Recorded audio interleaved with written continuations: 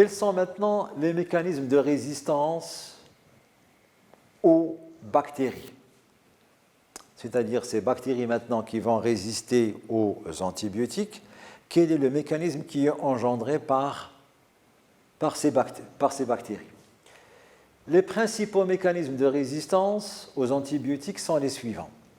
Donc, une bactérie peut résister à un antibiotique de différentes manières, et parmi ces manières, la première, c'est la production d'enzymes. Donc, la bactérie va produire des enzymes pour dégrader en fait les antibiotiques. Les bactéries peuvent donc dégrader l'antibiotique suite à l'expression d'un gène de résistance, et ce gène est généralement extrachromosomique. Donc en fait, généralement, il est porté par un plasmide. Et ce mécanisme, donc, qui fait intervenir bien sûr des enzymes, ce mécanisme agit principalement contre les antimicrobiens naturels comme la pénicilline. Vous savez que certaines bactéries, par exemple, vivent à côté de certaines moisissures, et ces moisissures peuvent synthétiser un agent antibactérien qui est la pénicilline. Que font les bactéries?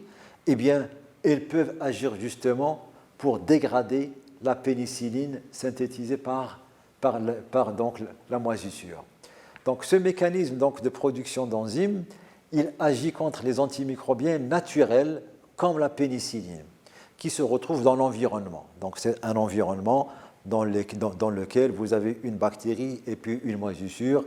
La moisissure a synthétisé la pénicilline, mais la bactérie, donc, elle peut se défendre contre la pénicilline en synthétisant une enzyme qui va donc dégrader la pénicilline. Cependant, le meilleur exemple donc, de la production des enzymes par les bactéries, c'est celui donc engendré par des enzymes de type bêta-lactamase.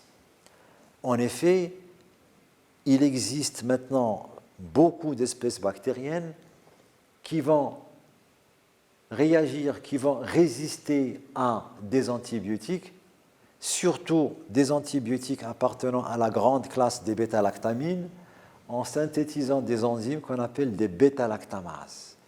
Et ces bêta-lactamases, bien sûr, que vont-elles faire? Elles vont hydrolyser le cycle bêta-lactame.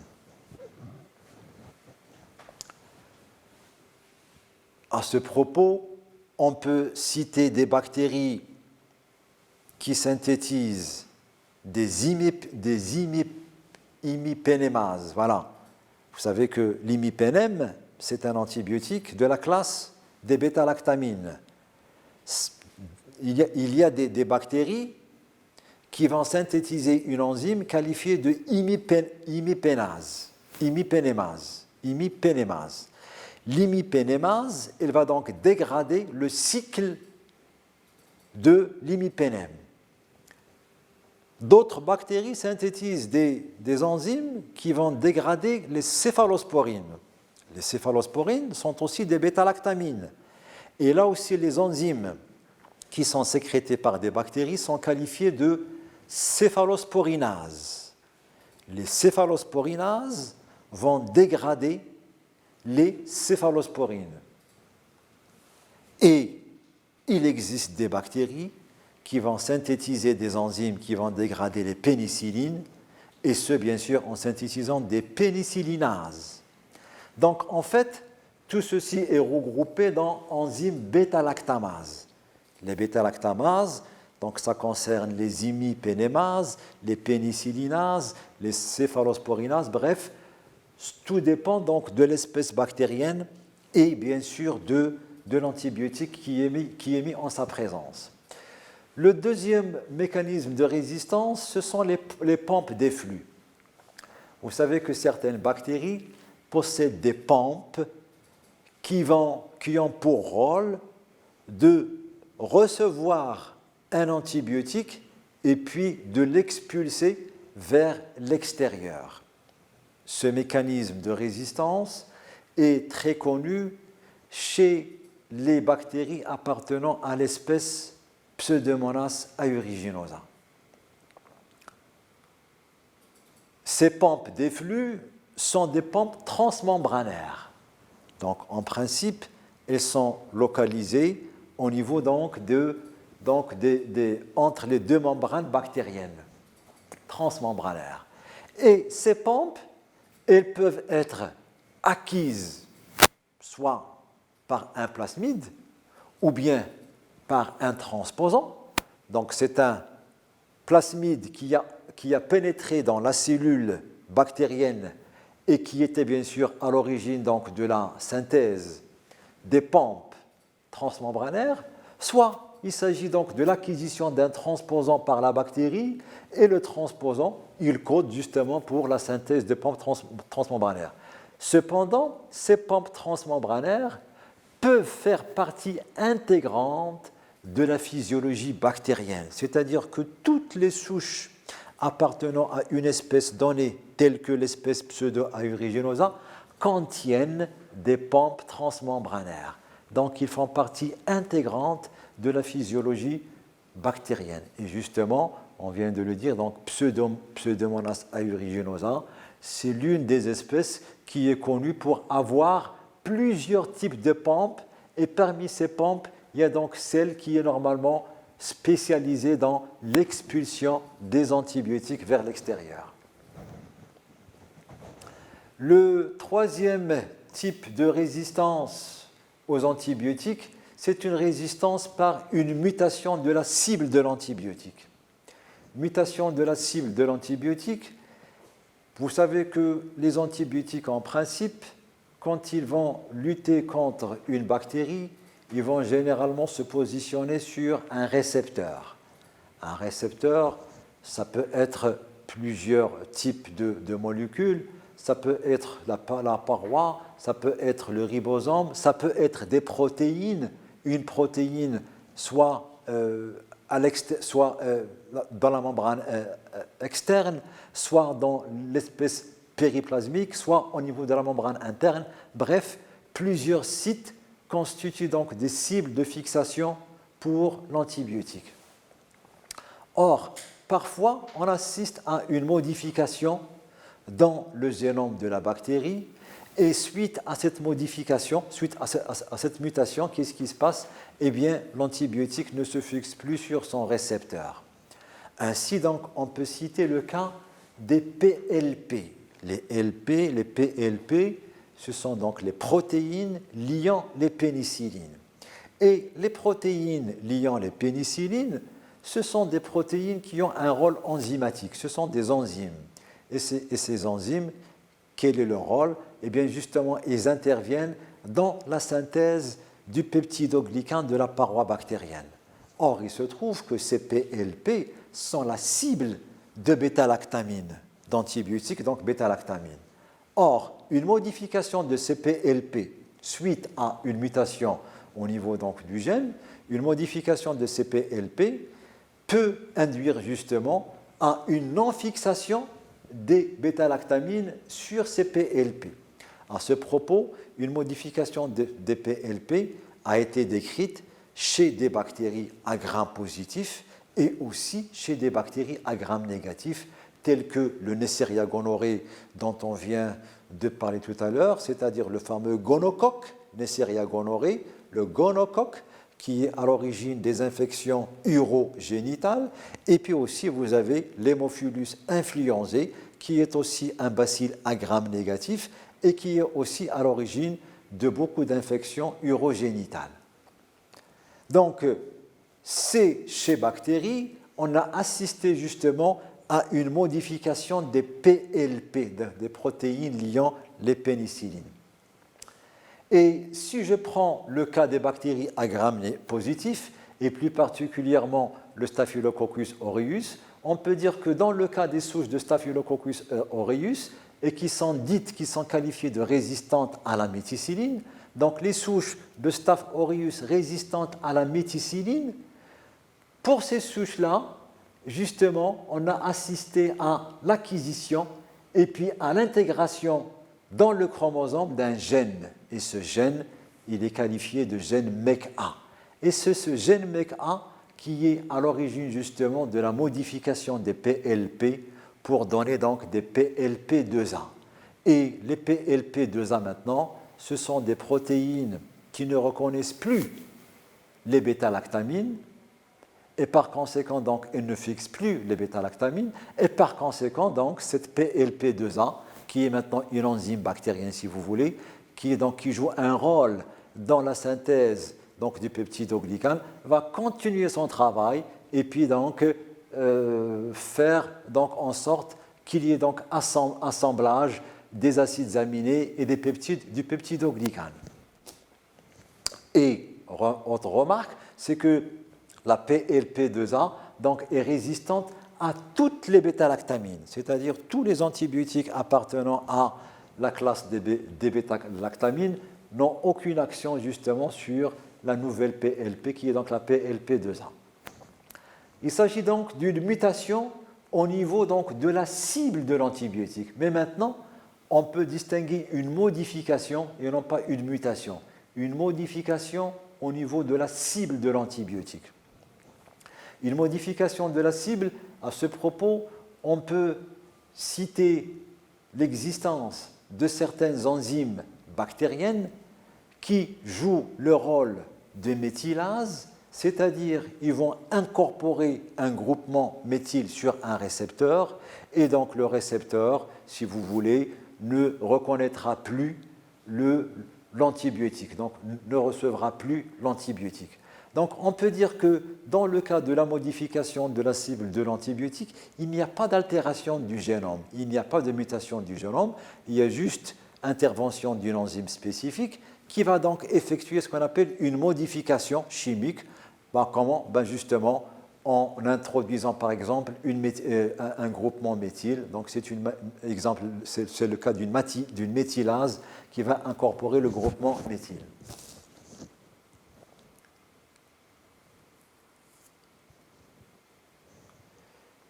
Vous avez un autre cas de résistance chez les bactéries. Ce sont des bactéries qui vont maintenant montrer une résistance envers un antibiotique, mais cette fois-ci en faisant une réduction de la perméabilité de leur membrane. En effet, vous savez que les membranes bactériennes possèdent des pores, et ces pores, normalement, sont constitués par un assemblage de protéines qui sont des porines. Et lorsque ces porines s'assemblent, donc elles forment un pore. Et à travers ces pores, pénètrent les antibiotiques pour arriver à l'intérieur de la cellule bactérienne. Il se trouve que certaines bactéries ont la possibilité de réduire justement le nombre de porines et par conséquent, le diamètre des pores va diminuer et par conséquent, les bactéries ne permettront plus l'entrée de l'antibiotique. Donc les bactéries vont devenir résistantes en réduisant leur nombre de porines. Les porines donc seront réduites en nombre et par conséquent, les pores vont diminuer de diamètre et donc ils ne pourront plus acheminer, faire entrer l'antibiotique pour tuer la bactérie. Maintenant, quels sont les facteurs qui peuvent favoriser l'augmentation de la résistance aux antibiotiques? L'augmentation de la résistance aux antibiotiques peut être due à plusieurs facteurs. Parmi ces facteurs, on peut citer l'utilisation abusive des antimicrobiens et puis, bien sûr, plus particulièrement, les antibactériens. Les antimicrobiens d'une manière générale et plus précisément les antibactériens, lorsqu'ils sont utilisés à de fortes doses, vont exercer ce qu'on appelle une pression de sélection sur l'endroit où elles sont administrées, ce qui va provoquer une mort de la plupart des bactéries, mais celles qui sont résistantes à l'antibiotique utilisé à forte dose vont survivre, elles vont se retrouver toutes seules dans l'environnement bombardé par l'antibiotique en question. Et bien sûr, une fois l'antibiotique sera donc éliminé, ces bactéries résistantes seront toutes seules, elles vont se développer et elles vont constituer une population qui est maintenant résistante. et seront donc toutes seules et ne seront plus contrôlées par la flore bactérienne qui était présente à leur côté. Donc les micro-organismes qui possèdent des gènes de résistance face aux molécules des antibactériens vont survivre et se multiplier dans les environnements traités. Donc, en quelque sorte, nous avons, engendré l'apparition d'une population résistante en créant une pression de sélection. La pression de sélection a été créée en utilisant un antibiotique donné, voire même 2 antibiotiques parfois, je ne sais pas. Certains individus, certaines personnes, certains malades associent 2 antibiotiques pour lutter contre une infection bactérienne. Bref, lorsque l'antibiotique est utilisé à de fortes doses, ça peut créer une pression de sélection qui va alors laisser apparaître uniquement les bactéries résistantes. La dissémination des clones épidémiques. Voici encore un autre facteur qui va favoriser l'augmentation de la résistance. La dissémination des clones épidémiques. À ce propos, qu'est-ce qu'on entend par un clone épidémique? Et j'ai cité ici donc 2 cas de clones épidémiques. Le Staphylococcus aureus résistant à la méticilline, connu sous le nom de SARM, et puis les entérocoques qui sont résistants à la vancomycine. Tout à l'heure, nous avons dit que la vancomycine, qui est un glycopeptide, c'est un antibiotique de choix pour lutter contre les entérocoques. Et nous avons dit aussi que la méticilline est un antibiotique de choix pour lutter contre les staphylocoques. Or, il se trouve que certaines souches bactériennes, telles que le SARM, le Staphylococcus aureus résistant à la méticilline, effectivement, il est résistant à la méticilline. Et certains entérocoques sont résistants à la vancomycine. Il se trouve que de telles souches bactériennes, qu'il s'agisse d'un SARM ou bien d'un ERV, si ces souches bactériennes, normalement, sont disséminées d'un hôpital à un autre, ou bien d'une région à un autre, et bien justement, on va contribuer, si vous voulez, à la dissémination de la résistance bactérienne. Vous avez un clone qui circule. Normalement, un clone qui circule, s'il circule, c'est parce qu'il y a un individu qui le porte et donc qui le transmet d'un hôpital à un autre, d'une région à un autre, etc. Et donc, ce clone va donc se propager et donc, ainsi, donc, on aura donc une propagation de la résistance à l'antibiotique. On peut dire que la même chose actuellement qui sévit pour le coronavirus. Vous avez que une souche de coronavirus est apparue en Chine et puis cette souche, elle est virulente, elle est pathogène et puis cette souche a été véhiculée par des individus et maintenant elle se trouve sur l'ensemble du globe. Donc, elle contamine l'ensemble du monde entier. On peut dire que une souche virale de coronavirus, s'il s'avère que cette souche est identique partout, dans tout le monde, si cette souche est la même, si c'est la même souche qui circule à travers tout le globe, eh bien cette souche constitue en quelque sorte un clone épidémique. Parce que quand même, nous avons un petit peu des doutes. Il se peut que nous soyons en présence de 2 souches virales et non pas une seule souche virale. Il se peut, rien ne prouve que c'est une seule souche virale qui circule à travers le monde. Vu l'importance, vu les symptômes engendrés par la souche de coronavirus qui sévit actuellement à travers le globe, parfois on assiste à des symptômes qui sont atténués, parfois des symptômes qui sont virulents, parfois il y a beaucoup de décès dans une région, parfois il y a peu de décès pour des personnes. On se pose la question, est-ce qu'il s'agit de la même souche virale qui circule ou est-ce que nous sommes en présence de 2 souches virales? Bref, ce sont bien sûr les travaux de recherche futurs qui montreront est-ce qu'il s'agissait d'une même souche qui circule ou bien de 2 souches qui circulent. Le troisième facteur, ce sont les sujets immunodéprimés. Lorsqu'un sujet est immunodéprimé, en principe, il a une déficience au niveau de son système immunitaire. Et puis, vous savez que les personnes qui sont immunodéprimées, lorsqu'ils sont infectés par des bactéries, même les bactéries qui sont qualifiées d'opportunistes peuvent bien sûr ne pas être éliminées par le système immunitaire de l'individu en question. Qu'est-ce qu'on fait bien sûr? Il faut donc traiter ces bactéries qualifiées d'opportunistes. Donc, à force donc, de les traiter par des antibiotiques, à force que ces souches bactériennes soient en contact avec un antibiotique ou bien plusieurs antibiotiques, ces souches peuvent en fin de compte montrer une résistance vers les antibiotiques qui sont utilisés.